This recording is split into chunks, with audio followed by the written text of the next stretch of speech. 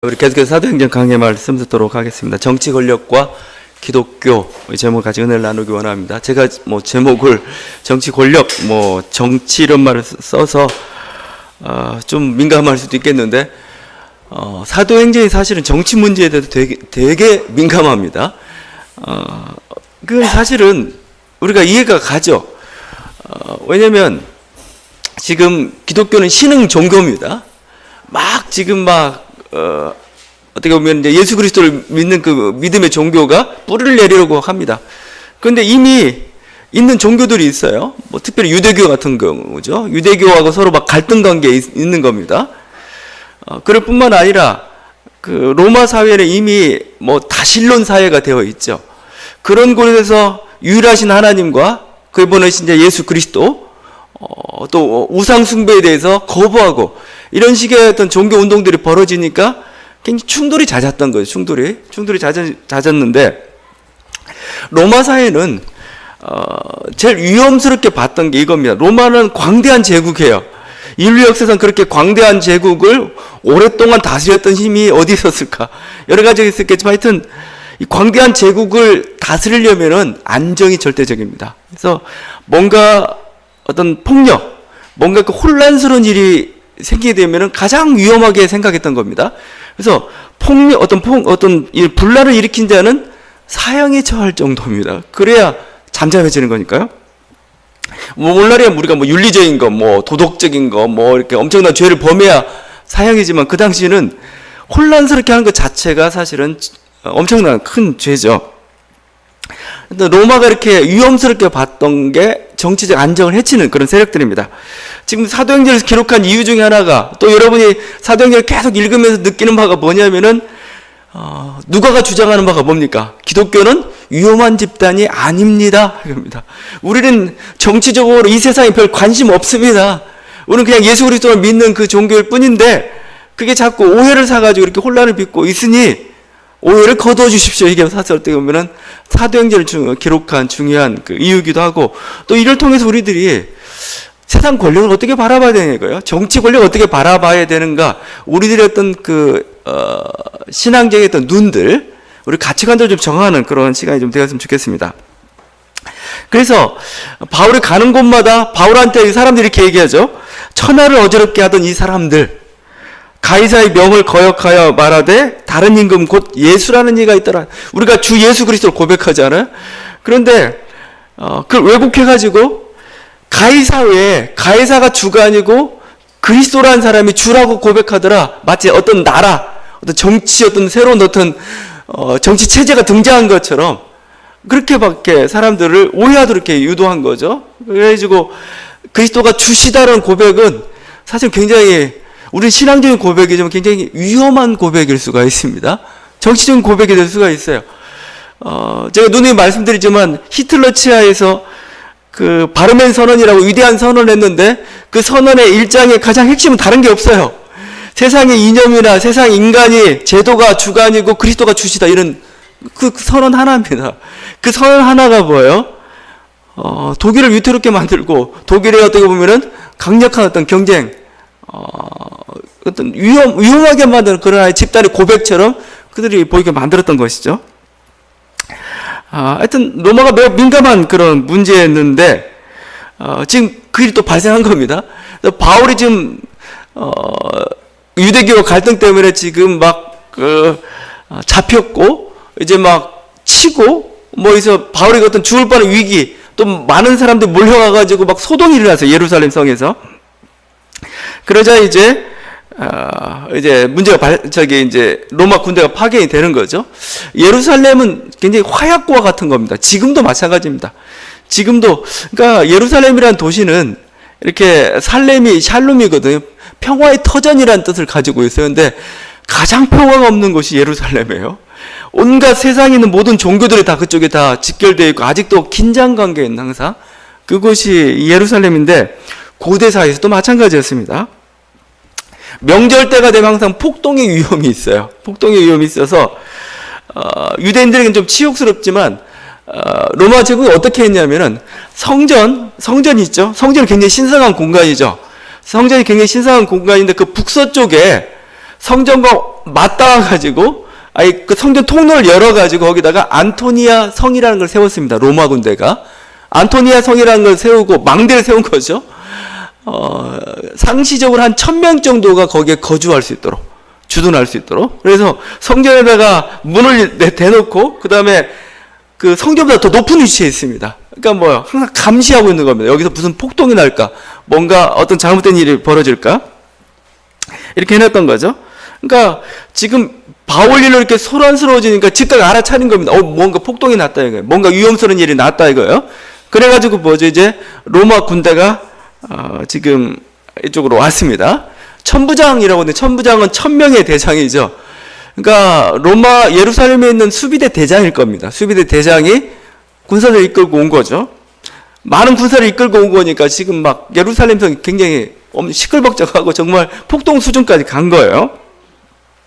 그래서 이제 바울을 어떻게 그 자리 처리할 수 없으니까 안토니아 성으로 아마 데려갔을 겁니다. 데려가면서 층계에서 지금 벌어지는 일들입니다. 천부장이 오해를 했죠. 바울 때문에 시끄러우니까 거기 38절에 이렇게 물어봅니다. 내가 이전에 소요를 일으켜 자객 4000명을 거느리고 광야로 가던 애굽인이 아니냐라고 이렇게 물어봅니다. 여기 그냥 한마디 물음이지만 사실은 이게 지금 네가 믿는 예수를 믿는 그 종교의 어떤 정책 입장이나 정책 태도가 뭐냐라고 사실은 묻는 겁니다. 누가 이거에 대해서 우리는 위험한 집단이 아닙니다라고 얘기하는 거죠. 38절에 나와 있는 이 말씀 속에는 당시 그 유대교 사회에서 있었던 하나의 3가지 종류의 위험한 집단의 모습을 그대로 다 보여주고 있어요. 그 유대 역사가 중에 요세푸스가 있는데 요세푸스가 이와 관련된 어떤 자세한 기록들을 이렇게 보여주고 있습니다. 3가지 사건이 겹쳐 있어요. 첫 번째가 우리가 자객으로 한다. 자객인데 번역하면은 시카리라는 뜻을 가지고 있다. 시카리인데 시카리가 말도 좀 그렇죠. 근데 시카리 그 말 그대로 이게 단도, 곤봉이라는 뜻을 가지고 있습니다. 이 사람들은 테러 집단입니다. 테러리스트들. 그래서 지금 로마 제국이 지금 유대교를 이렇게 침탈하고 있습니다. 그런데 이게 로마 제국부터 벗어나야 이 이스라엘 나라가 다시 하나님의 영광스러운 나라로 회복이 되는 겁니다. 이를 위해서 독립운동을 꿈꿨던 사람들인데 이들이 테러리스트가 돼가지고 로마인들 뿐만 아니라 로마에 부역하는 세력들이 있습니다. 부역하는 세력들을 향해서 테러를 가했습니다. 백주 대낮에 테러를 가했는데 이 때문에 대제사장이 죽임을 당하기도 하고 그랬습니다. 근데 자객이냐 물어본 겁니다. 그런 시카리 일당들이냐라고 물어봤는데 아니라는 거죠. 예나 지금이나 테러리스트는 항상 존재합니다. 요즘 탈레반이니 IS니 이렇게 종교 과격분자들이 이렇게 어떤 자기 어떤 목적을 달성하기 위해서 이렇게 하고 있는데 기독교는 성서는 또 예나 지금이나 이런 테러리스트에서 반대하고 있는 거죠. 아니다. 우리는 그런 사람들이 아니다라고 얘기합니다. 또 하나가 있습니다. 또 하나가 유대 광야로 이끌고 갔다 합니다. 광야로 이끌고 갔는데 이게 그냥 광야로 갔는데 광야는 사람도 없는 데잖아요. 우리가 데모하려면 시청 앞으로 모여야 되고 광화문 앞으로 모여야 되는데 그게 아니고 저 광야로 이끌고 갔습니다. 그런데 로마는 그것도 위험스럽게 봤어요. 이것도 하나의 정치적인 한거입니다. 뭐냐면은 이렇게 어떤 독립운동, 소위 메시아 운동하는 사람들이 어떤 일을 벌이냐면 광야로 간다는 것은 바로 출애굽을 연상시키는 거죠. 우리가 광야로 나가서 이렇게 출애굽을 연상시키는 행동들을 하게 된다면은 하나님께서 지금 우리가 마치 애굽의 노예 상태 된 것처럼 로마의 노예가 되어 있는데 우리를 해방시킬 거다 이겁니다. 그런 행위들을 한 겁니다. 그러니까 로마는 그걸 위험스럽게 봤습니다. 그래서 실제 나중에 벨릭스 총독이 있는데 벨릭스 총독이 그들 진압해버렸어요. 죽여버렸습니다. 광야에 가서 비무장 상태에 있는 그들을 죽이는 그런 일까지 발생했던 겁니다. 어떻게 보면 이를 통해 가지고 지금 사도행전은 우리는 기독교는 결사단체도 아니라는 겁니다. 어떤 한가는 그런 단체로서 있는 게 아닙니다라고 얘기하고 있어요. 세 번째 우리가 볼 수 있는 게 메시아 운동의 하나의 유형입니다. 메시아 운동입니다. 이건 실제 예수님 시대에 수많은 메시아들이 있었어요. 예수님만 메시아였다고 여러분 생각하지 마십시오. 수많은 유사 메시아들이 있으니까 백성들은 누가 진짜 메시아인가 이렇게 검증을 해보는 겁니다. 근데 메시아 운동들이 시작되면 항상 공통적으로 보이는 하나의 여러 가지 요소들이 있는데 그 중에 하나가 오늘 나와 있는 그건데, 여기는 애굽인이라는 표현은 애굽인으로 나와 있는데, 애굽인 출신 아마 유대인 같아요. 애굽 출신에 있고 유대인. 근데 그 사람이 자기가 메시아임을 주장하면서 사람들에게 어떻게 했냐면은 사람들을 감람산 위에다 이렇게 세워놨습니다. 세워놓고는 이제 예언한 겁니다. 예언한 거요. 예루살렘 성이 무너질 거라고. 예수님 예언도 좀 비슷했죠, 사실은. 예루살렘 성이 무너질 거라고. 그건 단순한 어떤 기적을 얘기하는 게 아니고 실제 에스겔서나 스가랴서에 보게 되면은 메시아가 임할 때 뭐요? 감람산이 둘로 나눠지고 성이 무너지는 게 나오거든요. 그것처럼 성이 무너지면서 메시아가 임할 거라고 했습니다. 이 어떤 운동도 진압을 당했습니다. 또 여기에는 나와 있지 않지만 우리가 사도행전 5장에서 또 한 번 언급하는 인물이 하나가 있습니다. 드다 사건을 언급합니다. 드다라는 사람이 있는데, 이 사람은 백성들이 이끌고 어디로 가냐면 요단강으로 갔습니다. 자기가 요단강을 가르는 기적을 보여주겠다는 겁니다. 그래서 요단강을 맨발로 이렇게 마른 땅을 걷듯이 걷는 여호수아와 그 세력들이 행했던 그 모든 일들을 자기가 하겠다는 거죠. 전부 출애굽을 모방했던 하나의 메시아 운동들이 있었고, 그게 유대 독립과 관련돼가지고 여기저기서 일어났던 거죠. 그러니까 유대인들은 메시아란 말만 들으면 로마인들 긴장해요. 이것들 무슨 정치 운동을 하는 건가? 그렇죠? 하여튼 메시아 운동이 일어났지만 메시아 운동의 관심은 사실 이 땅의 정치 권력이었어요. 이 땅에. 지금 로마 체제로부터 이렇게 우리가 압제를 당하고 이방인들이 우리를 다스리고 있는데, 이제 하나님의 율법이 다스리는 그 세계를 열어갈 인물, 그게 메시아고, 그러다 정치하는 운동처럼 우리들이 일어났던 것이죠. 그거에 대해 지금 사도행전은 우리는 그게 아니라는 겁니다. 우리는 그런 정치 결사단체가 아니라는 거예요. 우리들이 목표로 하는 것은 이 세상 나라의 어떤 권력, 어떤 하나의 어떤 지역의 어떤 민족들 간에 나라를 세우는 게 우리의 목적이 아니라는 겁니다. 그건 예수님의 말씀에서도 잘 나타나고 있습니다. 복음서에 보게 되면은 예수님을 이렇게 고발하기 위해서 걸었던 하나의 그 명목 중에 하나가 이거예요. 가이사에게 세금을 바치는 게 옳으냐 그르냐 가지고 묻습니다. 가이사에게 세금을 바치라고 하면은 민족 반역자 되는 거고, 바치지 말라고 하면은 로마에 상가는 거고. 실제 그래서 예수님이 십자가 달린 그 제목 중에 하나가 가이사에게 세금 바치지 말라 했다, 이렇게 나왔어요. 예수님이 이렇게 얘기했죠. 그렇게 가이사에게 세금 바치지 말라고 한 게 아니고 이렇게 얘기했습니다. 가이사의 것은 가이사에게, 하나님의 것은 하나님에게. 이게 참 해석이 좀 애매합니다. 묘한데 여러 가지 해석들이 있겠지만, 저는 하여튼 우리 주님께서는 이 가이사가 다스리는 세계와 하나님이 다스리는 세계에 대해서 명확히 선을 그었어요. 가이사가 다스리는 세계에 대해서 내가 침탈하고 뭔가 권력을 쟁취하러 온 게 아니라는 겁니다. 나는 뭐예요? 진정한 하나님 나라를 이 땅은 아닙니다. 영원한 하나님 나라를 세우기 위해서 왔다라고 지금 얘기하고 있는 거죠. 가이사의 영역과 하나님의 영역은 구분되어 있다라고 지금 얘기하고 있습니다. 우리는 그것을 그냥 이렇게 표현하죠. 이제는 주님의 재림과 함께 임하는 어떤 종말의 영원한 나라, 우린 천국, 아니면 영적인 세계, 이런 식으로 우리가 표현하고 있습니다. 하나님께서는 영적인 세계의 왕으로서, 천국의 왕으로서 온 것이지 이 땅의 임금으로 오지 않았다 합니다.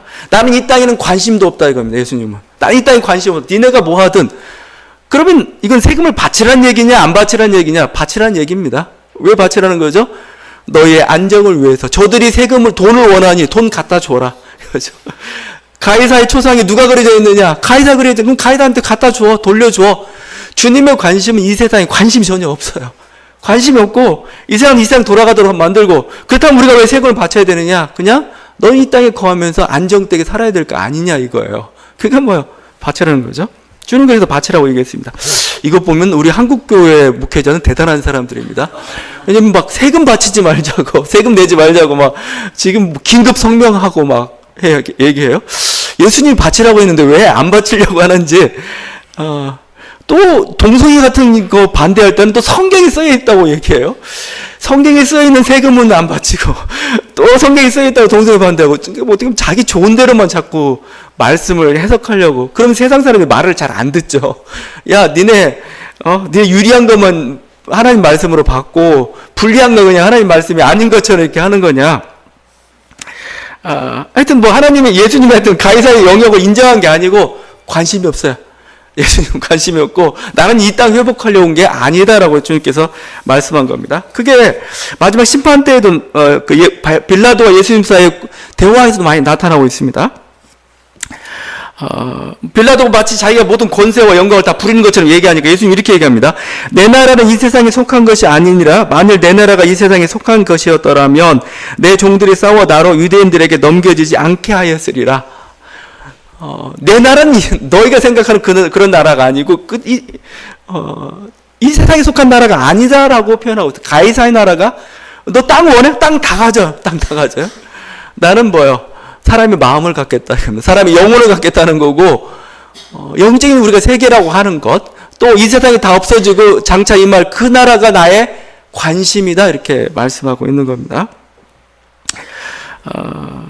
단지 세상은 그냥 우리가 생활해야 될, 우리가 나그네로서 이 세상을 지나가고 있는데 이 세상을 지나가는 그 가운데서 뭐요? 그냥 뭐요? 안정이 필요하니까 이 세상을 지나가는데 악이 더 이상 극성해서는 안 되니까 제어하는 수단 정도로서만 우리가 생각하고 있습니다. 너무 제가 극단적인 얘기를 하고 있고 종말론적인 얘기를 하고 있는지 모르겠지만 여러분 이걸 잘 지켜야 됩니다. 우리들이 지금 얘기하고 있는 거, 여러분 찬송가 가사에서 계속 얘기하고 있는 것은 이 땅에서 보화가 아니었어요. 하늘나라에 항상 보화를 얘기하고 있습니다. 다시 한번 우리가 그걸 깨닫고 우리들이 목표로 하고 있는 게 무엇인지를 항상 여러분 관심을 가지셔야 되고 그걸 항상 생각하시면서 이렇게 우리 신앙생활들을 하셔야 되는 거죠. 너무 정치에 미련을 두지 마세요. 뭐 내가 원하는 당 아니면 내가 원하는 정책대로 안 된다고 막 속 끓이고 화내지 마세요. 여러분은 여행객입니다. 지금 유럽 여행을 왔어요. 와가지고 왔는데 이 나라가 시끄럽고 막 그래요. 근데 거기에 막 눌러 앉아가지고 와, 이 나라가 왜 이래? 저거 바꿔야 되는데 이렇게 해야 되는데 그렇게 하지 마세요. 여러분 여행객입니다. 그냥 아유 여기 좀 안정되면 좋겠는데 그냥 아니면 이제 빠져나와야 돼. 그런 존재가 여러분이라는 겁니다. 그런 존재니까 어떻게 우리들이 살고 있는 육신의 세계에 살고 있는데 너무 그거에 민감해가지고 완전히 정말 그것 때문에 자기 생명을 아니면 자기의 어떤 감정을 자기 신앙마저도 이렇게 좌지우지하는 그런 사람들이 있어요. 이런 고민은 제가 여러 번 말씀드린 어거스틴의 신학에서도 나타나고 있습니다. 그 신의 도성이라는 거 역작이죠. 하나님의 도성. 중세시대 하여튼 대단한 그 역작 중에 하나죠. 근데 왜 그 어거스틴이 신의 도성을 썼느냐? 신의 도성을 쓰던 그 순간에 어거스틴은 지금 로마가 망하고 있습니다. 로마가 이민족의 침략에 의해서 수도가 침탈을 당하고 지금 막 이렇게 어거스틴이 있는 그 지역까지도 막 이렇게 이민족들이 막 침탈하고 로마가 망해가는 그 시대인데 그 시대에 하나님의 도성을 썼어요. 왜 썼느냐면은 로마인들이 자꾸 뭐라고 하는 거예요. 왜 우리가 기독교를 국교로 받아들였는데 왜 로마가 망하냐 이거요. 예수 믿으면 잘 돼야 되는데 왜 예수 믿는 이 로마라는 나라가 이민족들한테 이렇게 불쌍하게 이렇게 침범을 당하면 망하고 있느냐라고 할 때 거기에 대한 답이 바로 하나님 나라의 신의 도성이라는 겁니다. 신의 도성. 이렇게 얘기합니다. 기독교의 목표는 이 땅이 아니라는 겁니다. 기독교의 목표는 이 땅이 도성의 건설이 아니고 신의 도성, 하나님의 도성을 향하여 가고 있는 게 기독교다 얘기한 겁니다. 그래서 하나님의 도성을 향해 가고 있기 때문에 가치관이 달라요. 가치관이. 로마인들은 돈을 모으고 별장을 짓고 전쟁에서 이기는 것을 귀하게 여깁니다. 반면에 기독교는 이것을 하찮게 여깁니다. 오히려 이웃을 사랑하고 겸손과 자선을 실행하고 하나님에게 의존하는 삶이 진정한 삶입니다. 이 세상의 도성에서는 왕일지라도 천국에서는 하인에 불과함. 이 가치관입니다. 이 가치관. 이게 여러분이 지금 우리들이 현실 세계, 우리 살고 있는 어떤 여러분이 추구하고 있는 거, 부자 되기를 추구하고 있고 우리들이 목표로 하고 있는 그거, 어거스틴 신에도 그게 아니라는 겁니다. 신앙인들이 추구해야 될 게. 만약에 그걸 쫓는다면 우리는 이 세상에서 왕국을 차려야 돼요. 근데 기독교는 그런 왕국을 목표로 하고 있지 않다는 겁니다. 영원한 세계, 더 영원한 세계, 영적인 세계, 이 세상이 지나고 난 그 영원한 세계를 향해 달려가고 있기 때문에 오히려 그것은 사소하게 여깁니다. 가치 없게 여깁니다. 여깁니다. 이게 어느 영국에서 있었던 일인데, 어떤 사람이 어떤 신부가 이제 저쪽 그 부자한테 가가지고 이렇게 좀 돈 좀 기부 좀 하라고 했습니다. 그러니까 50파운드를 뭐 당시 큰 돈이었나 봐요. 50파운드 기부를 했습니다. 근데 기부하고 이제 그 돈을 가지고 가려는 순간에 갑자기 그 부자한테 좀 위급한 소식이 들렸습니다. 뭐냐면은 지금 당신의 배가 침몰해가지고 지금 다 재산까지 다 날리게 생겼다고 막 이렇게 합니다. 500파운드 가치가 지금 다 사라지게 생겼다고 그런 얘기가 들어왔습니다.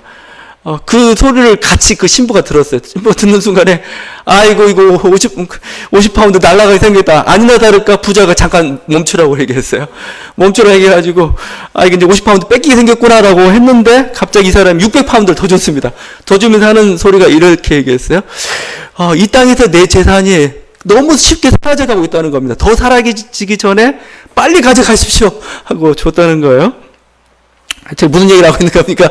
지금 여러분 이게 부자라고 얘기했지만 이 사람의 가치가 어디가 있느냐 이겁니다. 가치가 어디가 있는가. 이 세상 속에서 내가 부유하게 살고 여기에 초점이 있느냐 이거죠. 하늘나라의 영원한 것에 뭔가 하나님 나라를 위해서 보람있게 또 하나님을 위하여 쓰는 그것에 자기의 가치를 두고 있느냐 이거죠. 요즘 시대에 이런 사람 있을까요? 거의 없을 것 같아요. 힘들어요. 목사인 저도 못할지도 모릅니다. 또 빨리 숨겨놓고 이게 그만큼 우리가 물질에 이렇게 완전히 거기에 매여 있는 그런 사회가 되어 있습니다. 근데 성경에서는 끊임없이 지금 주장하고 있는 게 신해도성에서 그렇고 그렇죠.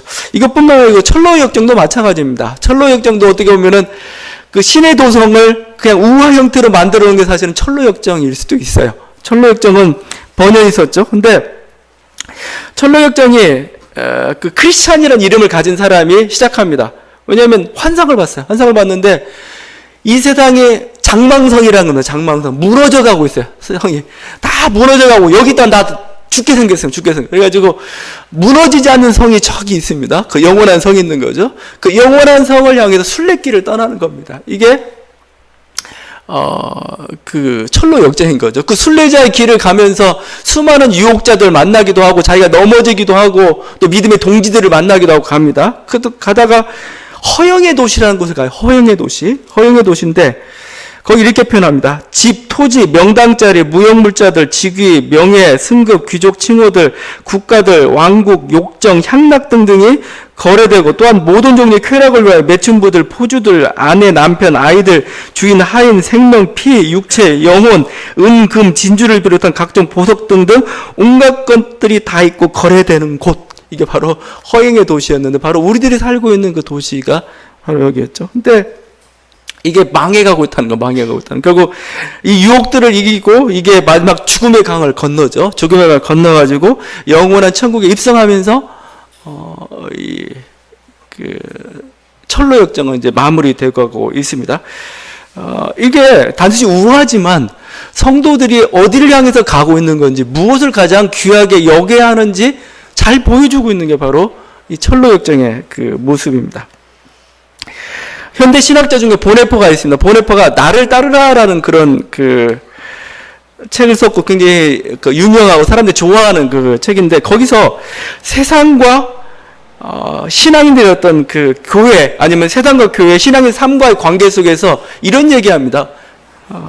굉장히 극단적인 표현인데 세상 직업을 지키는 것이 곧 그리스도의 생활의 충실을 의미하는 때문이 아니라 세상의 질서의 한계를 단념하는 것이 그리스도와 그의 나라에만 모든 기대를 한다는 가장 적절한 표현이기 때문에 종은 종으로 남아있으라는 것이다. 그리스도의 세상이 되어 아무것도 기대하지 않는 것이다. 이 세상은 개혁이 필요하지 않고 세상에서 끊기는 것이 필요하기 때문에 종은 종으로 남아있으라는 것이다. 말이 좀 그런데 이 말인 겁니다. 세상은 더 이상 소망이 없는 곳이에요. 여기서 우리는 소망을 둬야 될 곳이 아닙니다.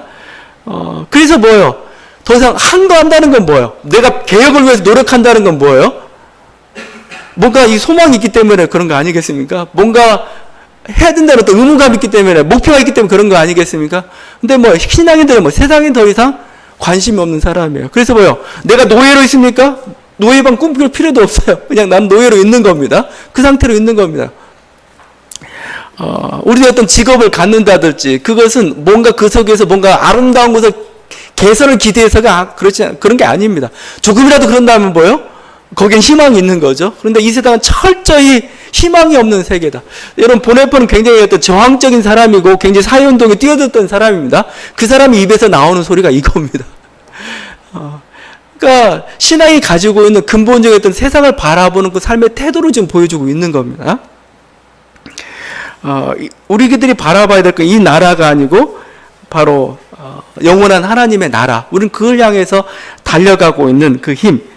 이걸 우리가 종말론적인 삶이라고 볼 수가 있습니다. 세상에서 별로 희망을 갖지 않고 종말론적. 그래서 제가 이 얘기를 자꾸 하는 이유는 세상에 지금 기독교는 너무 억울한 거예요. 우린 정치 권력이랄지 이상의 어떤 뭐 체제를 정치 체제를 구축하는 일에 전혀 관심 없다 이겁니다.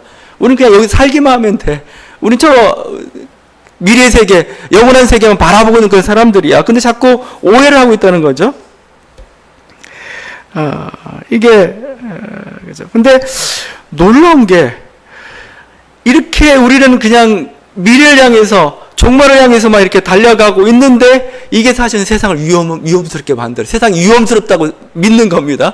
우리는 뭐요? 그냥 세상 임금 그냥 인정해 주겠어. 그러나 우리는 진정한 예수 그리스도만을 믿겠어 하는데 세상은 뭐예요? 마치 자기 권력을 찬탈할 것처럼 예수 그리스도에 대해서 위험시하고 있다는 겁니다.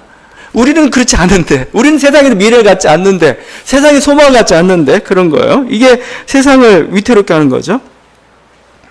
우리가 한 분 예수 그리스도를 믿고 예수 그리스도에게만 충성할 때 세상의 임금이나 돈이나 명예나 민족이나 이념이나 소위 주라고 칭하는 자들 반발하는 겁니다. 왜 내 말 안 듣냐는 거예요. 내 말 안 듣냐는 거. 우리는 뭔가 내가 위험한 행동을 하고 뭔가 이 세상을 위험스럽게 하기 위해서 위험한 게 아니고 나는 우리 길을 가는데 세상이 그걸 위험스럽게 보는 거예요. 신앙인들은 성결한 생활을 합니다. 세상의 명예나 물질에 관심을 갖지 않습니다. 서로 섬기고 사랑하는데 더 열심히 합니다. 그러자 세상이 반발합니다. 왜 우리 사는 방식대로 살지 않느냐고, 왜 우리를 부끄럽게 만드냐고. 제가 하는 게 너무 이상적인 얘기일 수는 있어요. 근데 기독교가 추구하는 그 방식이 그거예요. 세상의 명예나 물질이나 거기에 관심이 있는 게 아니고 우리는 사랑과 섬김과 성결의 생활하는데 관심이 있어요. 근데 이게 세상을 화나게 만들어요. 크리스천은 정치에 관심을 갖지 않죠. 자기 위치에도 연연해 하지 않습니다.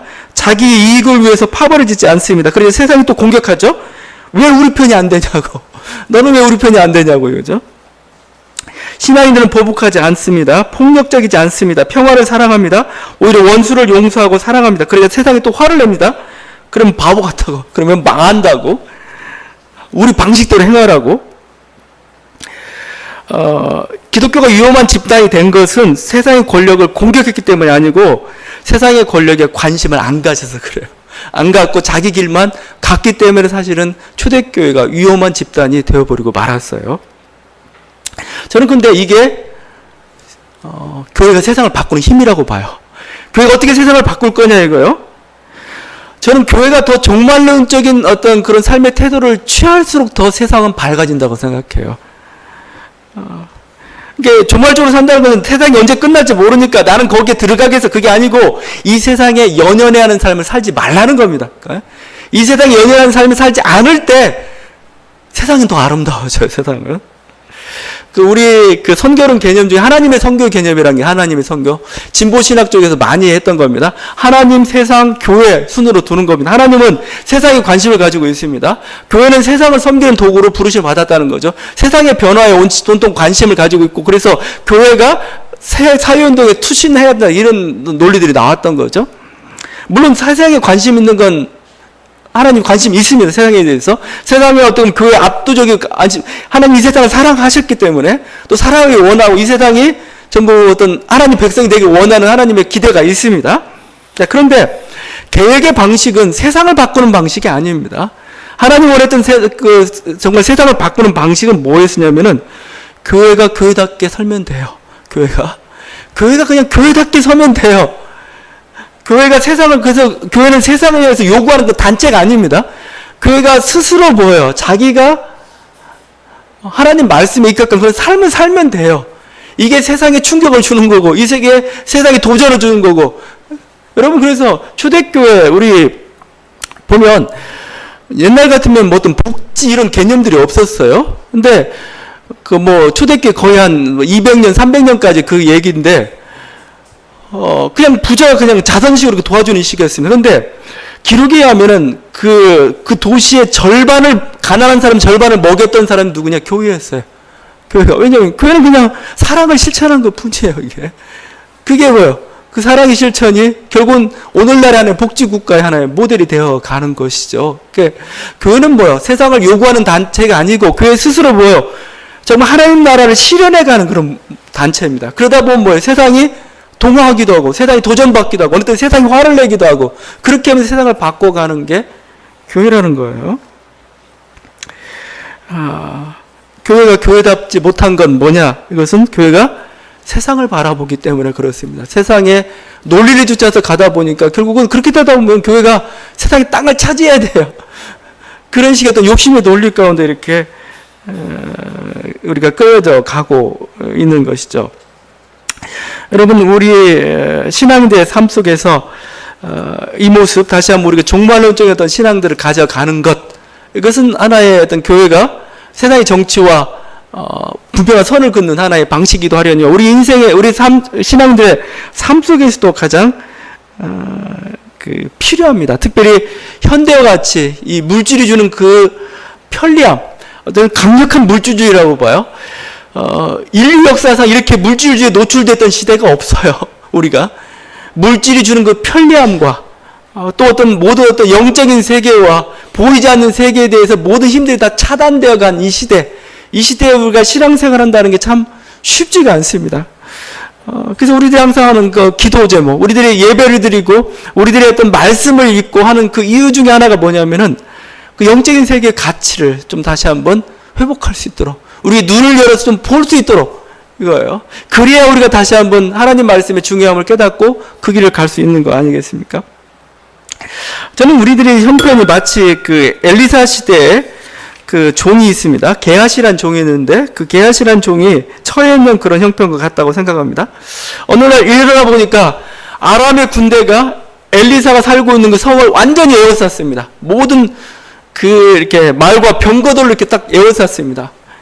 이 게하시가 엘리사의 그 사환으로 나오는데 막 엘리사한테 갑니다. 가가지고 이거 큰일 났습니다. 지금 군대가 온전히 우리를 둘러싸고 있습니다. 이럽니다. 근데 엘리사 이렇게 얘기합니다. 우리 군대가 더 많다 이거요.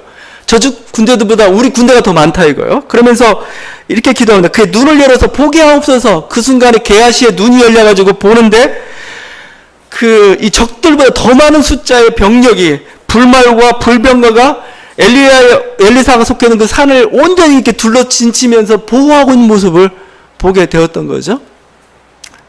그때부터 싸움은 끝난 것이죠. 여러분, 저희 어떤 우리의 영적인 싸움이라는 거, 또 우리가 예배를 드리면서 우리들이 기도하고 있는 그것은 바로 이것 같아요.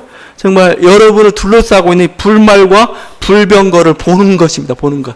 여러분이 지금 추구하고 있는 그 영적인 가치, 어떤 하나님 나라라는 게 그냥 추상이고 머릿속에 그려지는 그게 아니고 진짜 살아있는 것, 진짜 능력 있는 것을 여러분이 느껴지고 봐야 실제 이 세상을 살아가면서 물질로부터 자유한 삶을 살아갈 수가 있는 거 아니겠습니까? 그게 보이지 않는데, 그게 너무 아득해 보이는데, 그게 머리서고 보이는데 어떻게 우리가 이 시대 가운데서 이 물질주의의 싸움 속에서, 아니면 정치 권력과 아니면 그런 유혹 속에서 우리가 이겨낼 수 있겠습니까? 이 세상의 것이 단데, 이 세상이 맛있는데 어떻게 그 유혹을 포기할 수 있겠어요? 그것보다 하늘나라, 하나님 말씀을 쫓아가는 것, 영적인 가치를 쫓아서 살아가는 게 너무 달아요. 너무 즐거워요. 그래야 이 세상의 것을 포기할 수 있는 거 아니겠습니까? 여러분, 제가 엘리사는 아니지만 오늘 예배드리는 이 순간에 여러분 눈이 열려서 불말과 불명거를 좀 봤으면 좋겠어요. 나를 둘러싸고 있는, 또 내가 추구하고 있는 그 삶의 그 방식 속에 물론 환상은 아닐지라도 여러분이 가고 있는 그 길이 옳다는 그 강력한 확신, 이것도 보는 거나 마찬가지지 아니겠습니까? 여러분, 저는 은혜가 있는 저와 여러분들 간절히 바랍니다. 기도하시겠습니다.